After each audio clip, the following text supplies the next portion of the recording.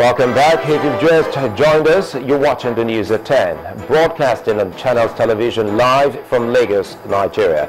Douglas Oronto is laid to rest. President Goodluck Jonathan describes his former special advisor on research, documentation and strategy as a dependable ally who will be missed at all times. A woman, her 3 children and a relative, as well as her helper, lose their lives in a fire in Plateau State. Newly elected members of the House of Representatives lobby for the speakership of the incoming House. The Duke and Duchess of Cambridge introduced their daughter to the world as they take her home to Kensington Palace 10 hours after she was born.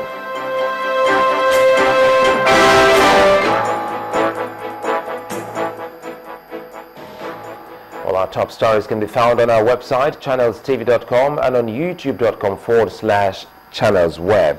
Visit m.channelstv.com to view us live on your mobile device. You can also download the Channels TV app for Android, iOS and Windows phones from the respective stores. We urge you to please interact with the Channels Eyewitness feature on our Android, iOS and Windows 8 platforms. If you have pictures or videos to share with us, tap the application on your device, swipe to reveal the Eyewitness menu and follow the instructions. Now, the lobby for the speakership of the incoming House of Representatives is far from over, as some newly elected members are already rallying support from their colleagues for the position of speakership ahead of the swearing-in. The latest is coming from the honorable member-elect representing Kazaure Yankoshi Federal Constituency, Muhammadu Kazaure, who says the Speaker of the House should emerge from the newly elected members.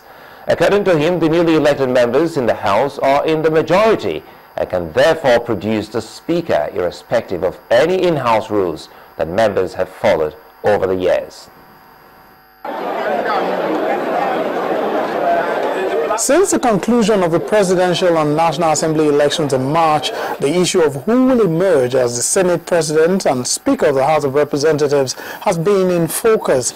Earlier this week, prominent politicians from the South were among those who visited the President-elect, General Muhammadu Buhari, to request for his support in the issues of zoning the leadership of the House of Representatives to the region.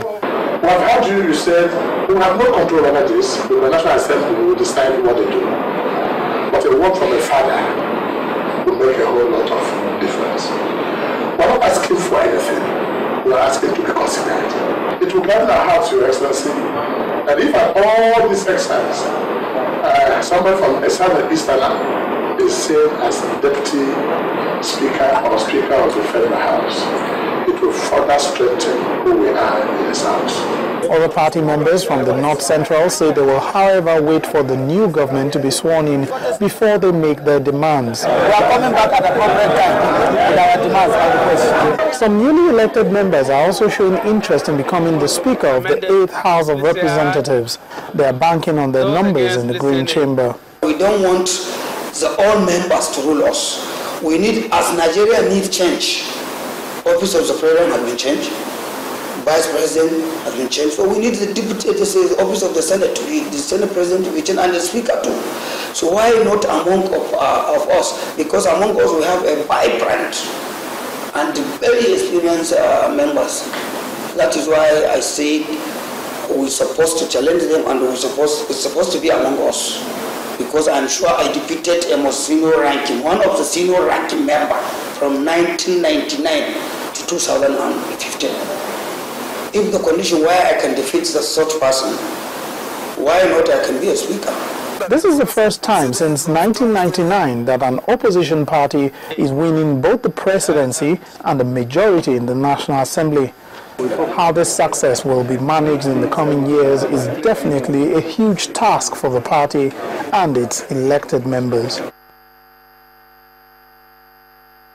Well, while that lobbying is going on in the House of Representatives, as well as the politicking, the Northeast caucus in the Senate is not left out. They say it would resist any plans to impose any candidate for Senate presidency on the group.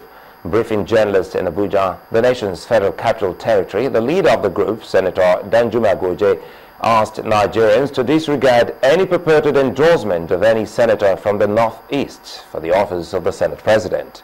The All Progressives Congress, APC, is yet to officially declare if it would zone the seats of the principal officers of the National Assembly and to which areas. However, there have been reports that the APC may have zoned the seat of the Senate President to the Northeast. However, Senator Goje told journalists that the caucus should be allowed, in consultation with the party leadership, to nominate their preferred candidate for the position. Now, the National Working Committee of the People's Democratic Party has warned some aides and associates of President Goodluck Jonathan of trying to use their closeness to him to cause crisis in the party and pave way for more defection to other parties. The PDP says that it would expose such individuals and make them face the full weight of the party disciplinary measures if they fail to immediately retrace their steps. A statement signed by the party's National Publicity Secretary, Olisa Metu, says the NWC is aware of the clandestine activities of such aides and associates of the president, including what the party describes as their unholy alliance with some elements in other parties to undermine and weaken the PDP by attacking its leadership.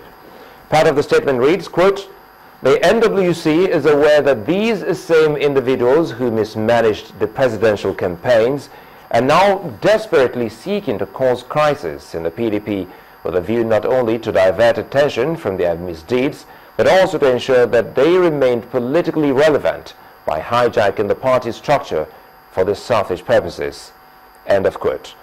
The party says that it is aware that these individuals have been trying to untwist the president to summon a meeting of party leaders at the presidential villa in the incoming days, where the NWC members would be put under pressure to resign, thereby triggering a crisis in the leadership at the national level.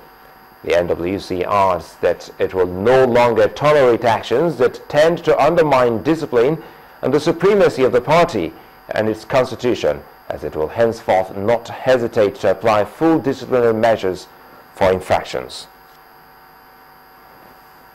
We're still talking politics, but this time outside the shores of the country. Nigeria's 2015 general elections may have come and gone, but its outcome remains a subject of discourse, even outside the shores of the country. With 20 elections taking place in Africa in 2015 and 2016, Nigeria has become a reference point in tackling the challenge of administering peaceful and credible elections by African governments. This was the key point addressed at a recent forum in Washington, which featured senior representatives from leading United States agencies, international non-governmental organizations, and the African diaspora. Our correspondent in Washington, Maya Baird, now reports. House Ranking Member Karen Bask in the Subcommittee on Africa for the U.S. Congress that is discussing Africa elections and governance beyond 2015. And that bodes well for Africa and for America. It bodes well for both of us because our relationship is going to be so critically important, in my opinion, in the 21st century. And former President Jonathan's administration and that of President Buhari was, I hope, an example that will resonate across the continent. I think what we saw in Nigeria a few weeks ago, Nigerians or people on the continent taking ownership of political processes in their respective countries. House Ranking Member and host of the Democracy and Governance session, Congresswoman Karen Bass, believes that Nigeria has set an example for the rest of Africa. And all of us were holding our breaths to find out what was going to happen in Nigeria, and everybody is celebrating the fact that it was a peaceful election, and frankly, hopefully a delegation will be going from Congress for the inauguration on May 29th. Session attendees also shared their opinions of democracy and governance in Africa. It's not just about election, it's an ongoing process. So I think that what is happening in Nigeria is putting the rest of the continent on the map. Is giving them what they can do to really take ownership of their country. We send a message to Nigeria congratulating Nigeria after the election, but we urge the electorate not to go back home, to remain on the public square and ensure that they keep the elected officials engage on the issues that are important to them. We are very, very happy to see what happened in Nigeria. Congratulations, our brothers and sisters of Nigeria, for what you did for your elections. And we are trying to think, or we are believing that it's going to be the same for the Democratic Republic of Congo, from Congo Brazzaville. Like the President Obama said, Africa needs strong institutions and not strong men. It's not only about bringing together congressional leaders and leaders in the African diaspora, but it's about action moving forward for governance in Africa in 2015 and beyond. From Washington, Maria Bird, Channels Television News.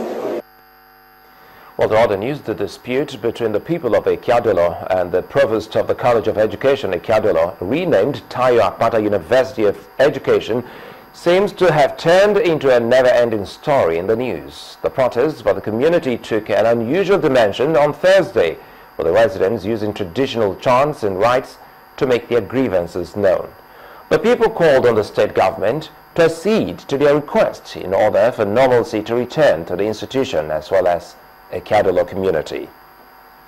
This scene replicates prior protests by Ekiadolo residents against the provost of the College of Education, Mr. Amenwangu, where there was burning of tires, display of placards with diverse inscriptions registering their complaints, and young men explaining the reasons for taking such steps. The similarity ends there, however, as this time cultural methods are introduced, with masquerades taking part in the demonstration. But the message remains the same, as the group, who also wrapped a mini coffin in white cloth as a symbol of their desire to see Mr. Nwangu's tenure at the institution come to an end, lists the reasons for their action. It will go and tell the government that they have resumed. It will gather some 3 class. We gather some workers for 3 classes. It will take that to go and show the government that they have resumed, whereas they are not resumed duty. It's not his father's office. So let him leave that place and let him bring somebody who can manage the school affair and who can make that place look very, very nice. This institution is sick down right now. Please, we are begging the government. It's about the father. It's the government of the state. And now as you come to this school, no good facilities. The indigenous is working here, it drives them up. I don't know what is happening in this community right now. Our own son and daughter are working here, and we want to drive them away. The spiritual leader of the community adds his voice to the campaign. He is a professor, quite all right, academically, but he has no managerial or leadership quality now to carry his team along. No good things will be achieved through confrontation. Please, it should be told to manage this school for us. We'll be happy that this school has been upgraded. And instead of enjoying it, what we are now seeing is crisis.